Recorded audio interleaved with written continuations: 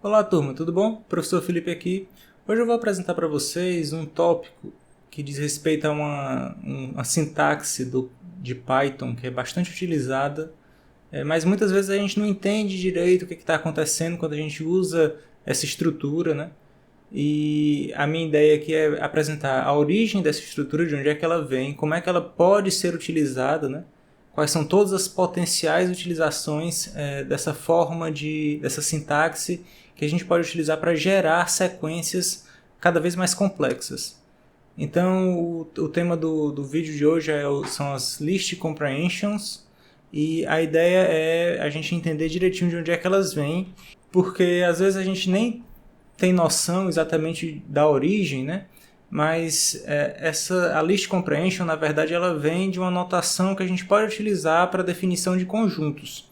Lógico que quando a gente está trabalhando aqui com listas, tem uma diferença, né, entre lista e conjuntos, mas a forma como a gente pode definir os elementos de um conjunto foi o que deu a origem a essa sintaxe que a gente utiliza nas list comprehensions.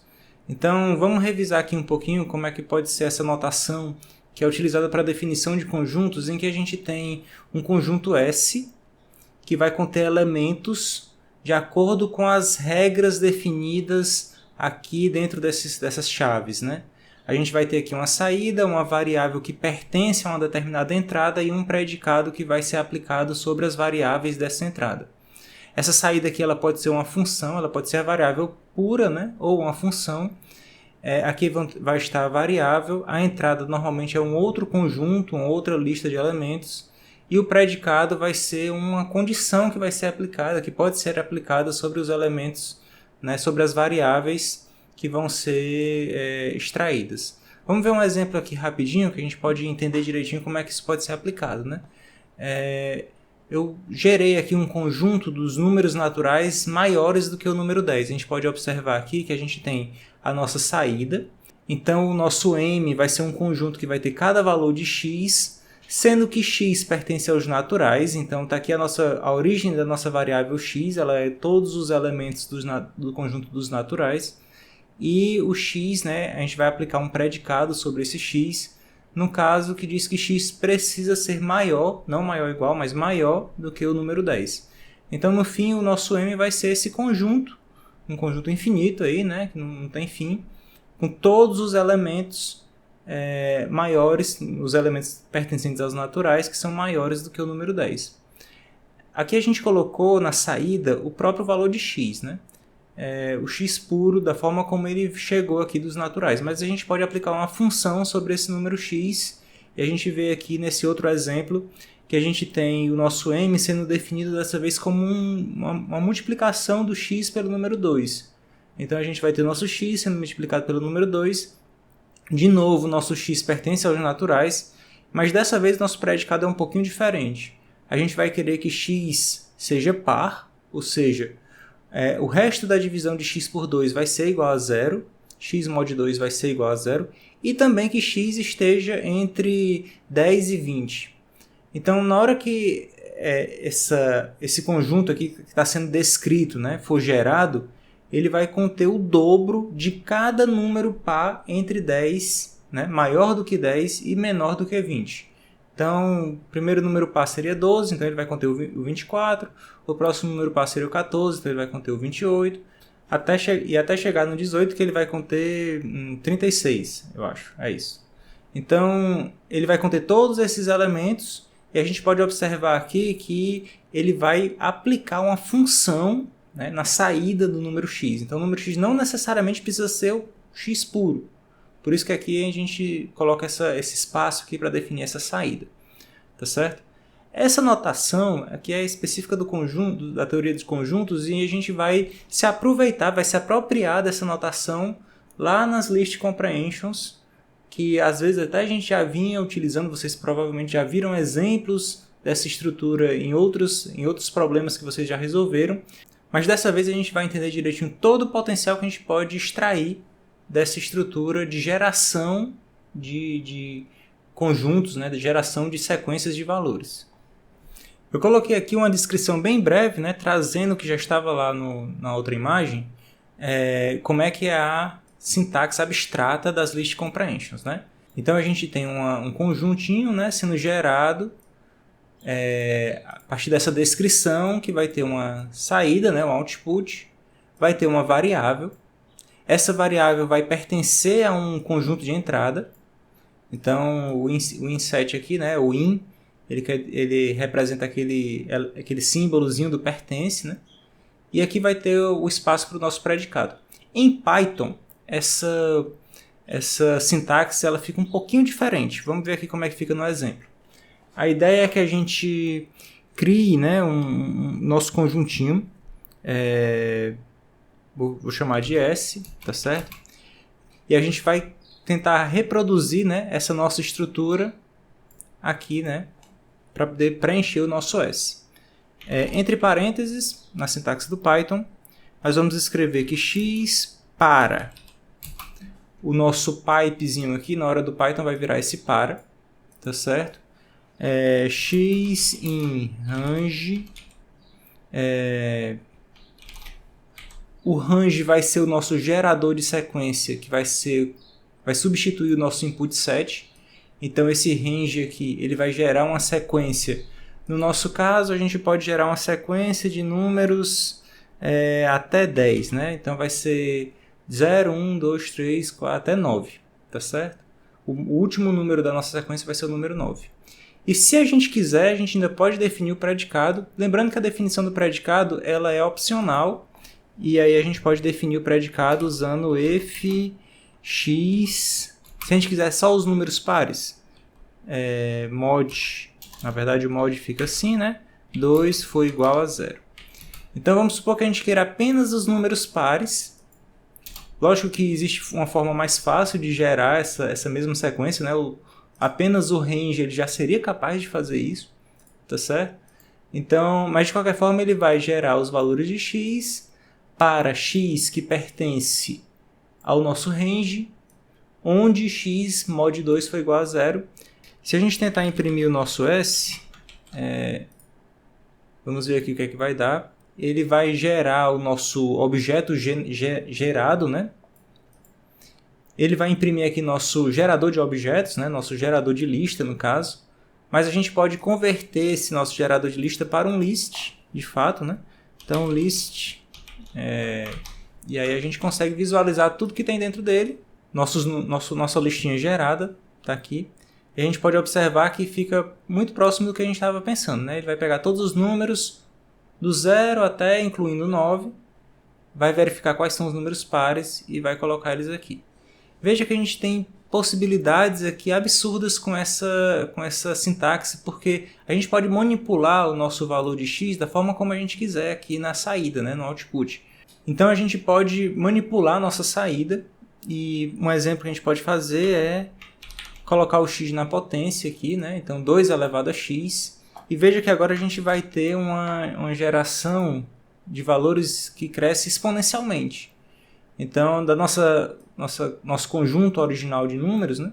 Agora cada um está na potência de 2. Então 2 elevado a 0 vai dar 1, 2 elevado a 2 vai dar 4. E aí ele vai crescendo. E a gente pode observar que se aplica apenas ao nosso conjunto, né? Que obedece ao nosso predicado, que tem que ser x mod 2.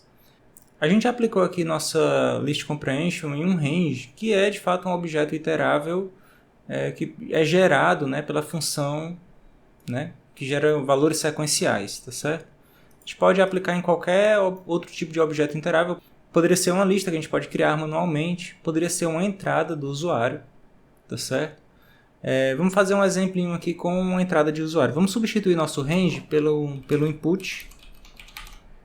Esse input precisa ser aplicado o split nele, porque aí ele já quebra. Nosso input, no lugar de ser uma string fixa, né? Ele vai, na verdade, ser quebrada em um conjunto de elementos, cada um separado pelo espaço. O único cuidado que a gente tem que ter é que esse nosso x, né, agora ele precisa ser convertido para inteiro, tá certo? Então, onde a gente for utilizar o x, a gente tem que primeiro converter para inteiro. já que a gente vai trabalhar com valores inteiros e originalmente o split ele nos gera valores textuais. Vamos ver o que acontece quando a gente executa nosso programinha e a gente vai digitar alguns números aqui, 5, 8, 3, 2, 1. E aí vamos observar o que vai acontecer na hora que a gente executar, porque eu digitei 5 números e ele só gerou um conjunto com 2 números, né? Por que isso aconteceu? Observe que o nosso gerador ele só vai aplicar a potência, né, 2 elevado a x, onde o nosso x for par. Vários dos números que eu digitei eram ímpares, né? O 5 é ímpar, então ele não vai aplicar no 5. O 8 é par, então ele vai pegar o 2 elevado a 8, que dá 256. O 3 é ímpar, não vale. O 2 é par, ele vai aplicar 2 elevado a 2, que é 4. E o 1 é ímpar, também não vai entrar. Isso aqui é bastante interessante porque a gente já pode pegar nossa entrada e tratar ela da forma como a gente quiser. Vamos ver um outro exemplo aqui. Vou apagar esse list comprehension. Vou criar uma nova variávelzinha que vai ser a minha lista, tá certo? Essa variável, dessa vez a gente vai fazer o seguinte. Nós vamos criar uma entrada que vai converter para inteiro todos os valores para x que pertence, né? Input ponto split. Opa, digitei errado. E aí a gente vai converter o x para inteiro, mas só se a gente tem um comandinho chamado x.isNumeric. E aí a gente vai verificar se o nosso x de fato pode ser convertido, se é um valor numérico, e aí a gente converte ele. Vamos fazer o seguinte, no lugar da gente converter lá embaixo, vamos converter logo aqui em cima para a lista. E aí a gente basta imprimir nosso L aqui, né? Nossa listinha gerada. Vamos ver o que vai sair aqui. Primeiro ele vai pedir para o usuário digitar, né? E agora que é interessante porque eu posso digitar qualquer coisa.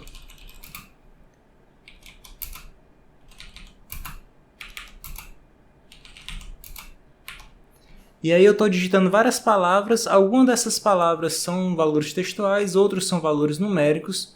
E na hora que eu apertar o Enter, ele vai percorrer minha string de entrada, quebrando essa string, né? Fazendo um split, tá certo? Onde tem os espaços. Então ele vai gerar um conjunto que é cada palavrinha dessa é um elemento do meu conjunto. Esse meu conjunto vai ter que passar pelo meu predicado. Meu predicado verifica se esse elemento é numérico. E se for numérico, ele sai sendo passado por essa função de saída, que no caso é converter o meu elemento para inteiro.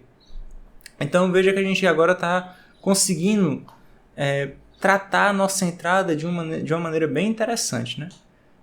Se eu tivesse certeza que seriam digitados apenas 3 valores inteiros, eu ainda posso fazer da seguinte maneira, nem preciso converter para a lista, eu posso colocar aqui A, B, C.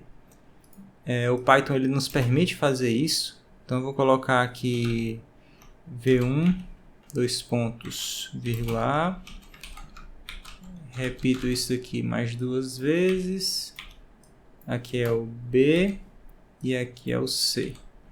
E aí na hora que eu executar o meu programinha agora, e aí só tem que tomar um cuidado bem específico, porque vou colocar aqui qualquer texto, um valor inteiro, um outro texto, um valor inteiro, um outro texto, mais um valor inteiro. E na hora que eu clicar o Enter aqui, ele vai pegar cada um dos valores inteiros e jogar dentro das minhas variáveis. Agora, só tenham cuidado porque a quantidade de elementos gerados pelo list comprehension tem que ser exatamente a quantidade de variáveis que a gente tem aqui. Então, o programinha aqui deu certo porque eu consegui gerar 3, né? Eu consegui encontrar 3 valores inteiros dentro da minha lista e eles caíram dentro das variáveis, né? Cada variável pegou um valor. Mas se eu tivesse executado esse mesmo programa, vamos executar de novo ele aqui. Se eu tivesse executado esse mesmo programa sendo com mais valores inteiros, um valor textual, um valor inteiro, um valor textual, um valor inteiro, um valor textual, um valor inteiro e um valor textual e mais um valor inteiro. Opa! Na hora que eu clicasse Enter aqui, ele vai dar erro porque ele encontrou 4 valores inteiros e eu só estava esperando, né, 3, tá certo? Ele até coloca aqui, ó. Eram esperados 3, mas foram encontrados valores demais, tá certo? Para retirar, né, desempacotar esses valores, ele desempacota esses valores dentro da minha variável, das minhas 3 variáveis aí. Ele tinha 4 valores para desempacotar, mas tinha 3 variáveis e foi valores demais. Mesma coisa se for valores de menos, tá certo? Se a gente tiver, deixa eu só limpar aqui, se a gente tiver valores de menos, um valor inteiro, um texto, um valor inteiro, e ele também dá um erro, ele esperava 3 e só conseguiu 2, ele não prossegue com a execução do programa. Então é bom tomar bastante cuidado aqui. O ideal, na verdade, é que a gente realmente lance dentro de uma lista, tá certo? Colocar dentro de uma listinha aqui, list. Eu estou colocando letra maiúscula só para obedecer a notação, né? O conjunto com letra maiúscula. Apesar de que isso não é um conjunto, tá certo? Os elementos eles estão armazenados na lista de forma sequencial, né? Cada um com seu índice. Então não dá para a gente considerar isso exatamente um conjunto. A gente pode fazer uma verificação. Vamos ver se isso aqui funciona.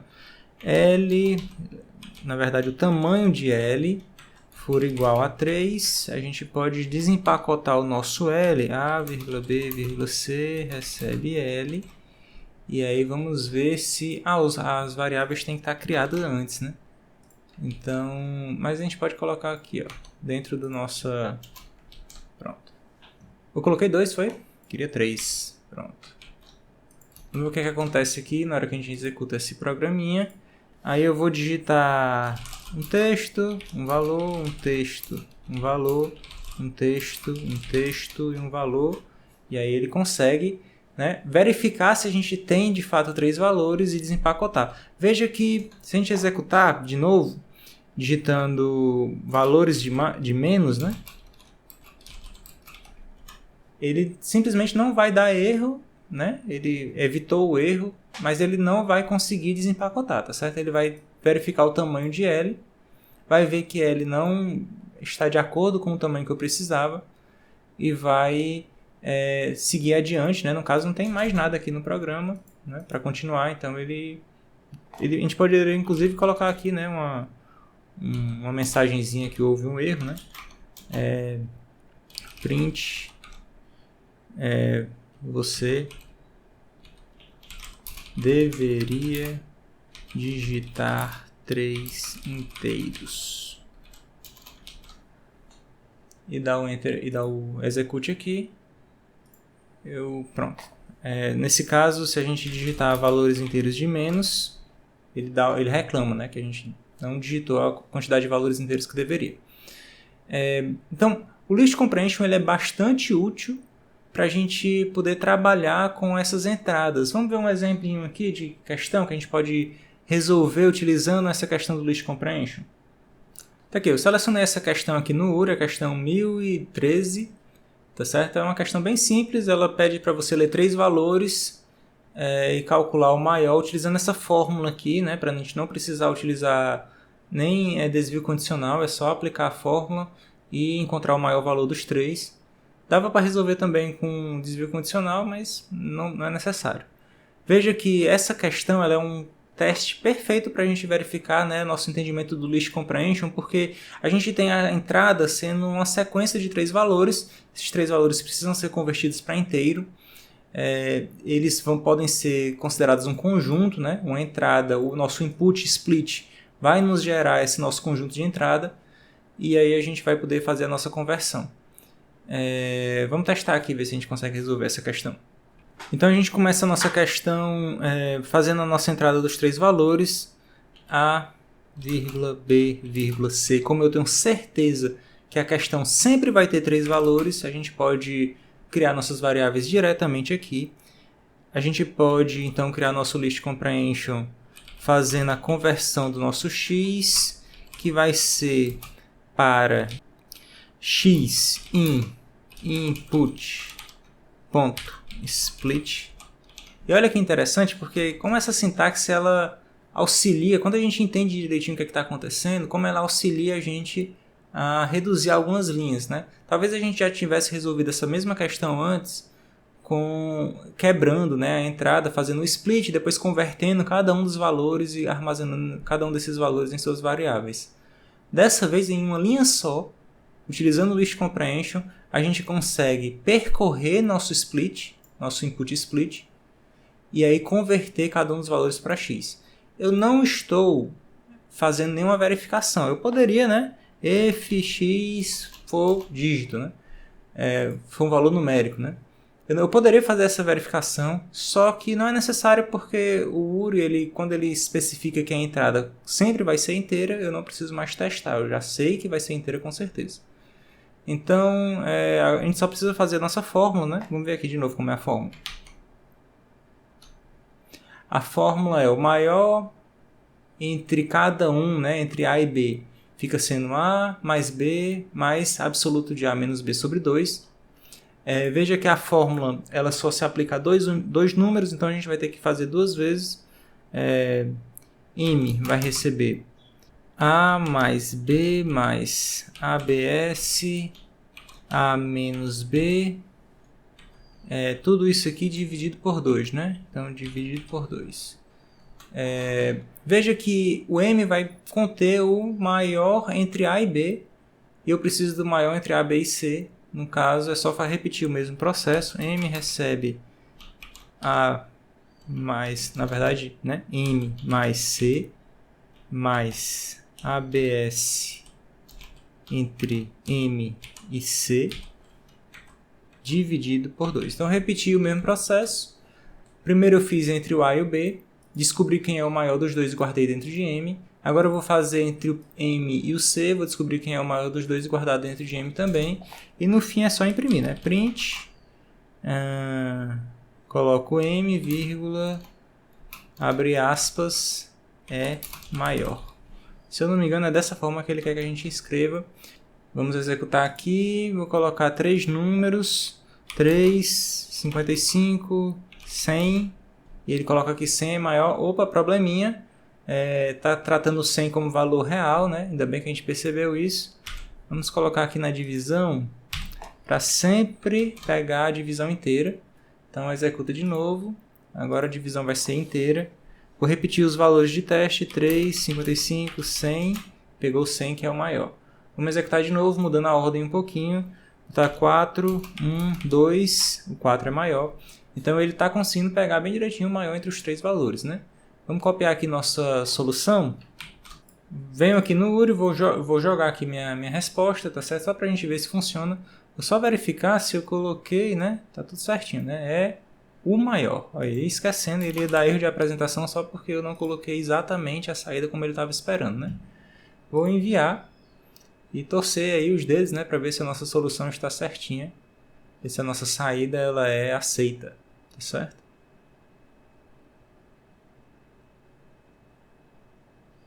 E tá aí nossa saída sendo aceita. Então, galera, a gente viu aqui um exemplo, né, de como é que a gente pode utilizar o List Comprehension aqui na entrada, mas lembrando que não é exclusivo da entrada. Só para mostrar mais um exemplo bem breve aqui para vocês, a gente pode utilizar outras fontes, né, para o nosso List Comprehension. Não necessariamente precisa ser o Input Split. A gente pode, por exemplo, criar uma lista gerada pela aplicação de alguma forma. Vou criar, por exemplo, uma lista G. Essa lista vai ter alguns valores inteiros. Colocar aqui, né, na forma de lista, os valores inteiros. E aí esses valores aqui, eles podem ser percorridos pelo nosso List Comprehension. E aí vai gerar uma outra listinha que vai ter x. A gente pode, por exemplo, somar algum valor nele, soma mais 5 para x em g. Então ele vai percorrer a nossa entrada, né, o nosso g, e aí ele vai somar mais 5 em cada um deles. E se a gente imprimir nosso L, print, a gente vai ter essa nossa entrada com esses 5 somados neles aqui. Vamos ver se funciona direitinho. Tá aqui, ó. Ele somou mais 5 em cada um dos valores da entrada. Eu não coloquei aqui um predicado, mas a gente poderia colocar um predicado sem problema. Vou só mudar aqui alguns dos valores, vou colocar esse daqui como sendo par, e escrever mais um valor aqui. Opa, tem que ser dentro, né? Coloco aqui um valor, e aí eu posso inserir um predicado aqui se o meu x, né, for par, por exemplo, né, ou se for ímpar, né, também pode ser, for igual a 1, né? Se o meu resto da divisão por 2 for igual a 1, então ele, no lugar de pegar todos os valores, vai pegar apenas os ímpares e somar 5 neles.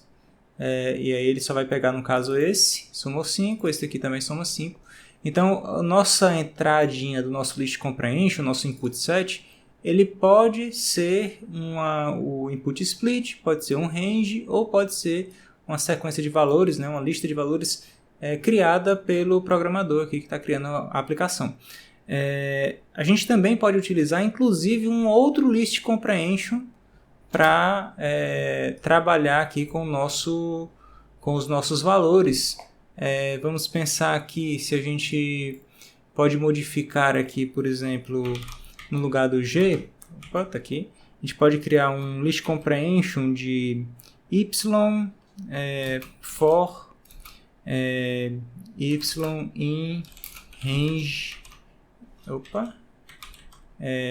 5. Aí a gente pode modificar aqui para ser, na verdade, potência de 2, né? E aí esse if aqui vai deixar de fazer sentido, né? Porque sempre vai ser par. E aí a gente observa que o que a gente tem é um list comprehension recebendo como entrada um outro list comprehension, tá certo? Tudo isso aqui que está dentro dessa marcação, na verdade é um list comprehension que está sendo gerada, vai gerar uma sequência de potências e vai somar mais 5 em cada um dos valores dessa nossa lista de potências, e aí o nosso resultado é esse aqui. Veja que o primeiro valor aqui desse list comprehension interno, que está aninhado, né? Ele é o número 1, somado mais 5 fica 6. O seguinte é o número 2, somado mais 5 fica 7. O próximo é o número 4, somado mais 5 fica 9. O próximo é o número 8, mais 5 fica 13. O último seria o 16, somado mais 5 fica 21. Então, veja que a entrada do nosso list comprehension pode ser um range, pode ser um input split, pode ser uma lista gerada dentro da aplicação, ou pode ser, inclusive, um outro list comprehension. Qualquer tipo de objeto iterável pode ser utilizado aqui, tá certo? Bem, galera, o conteúdo que eu queria mostrar nesse vídeo era esse. Espero que seja proveitoso, que vocês consigam utilizar melhor essa estrutura, entendendo direitinho o que é que faz, o que é que acontece, né, em cada elemento dessa estrutura, tá certo? A gente se vê de novo nos próximos vídeos e nos próximos encontros. Valeu, gente, até mais!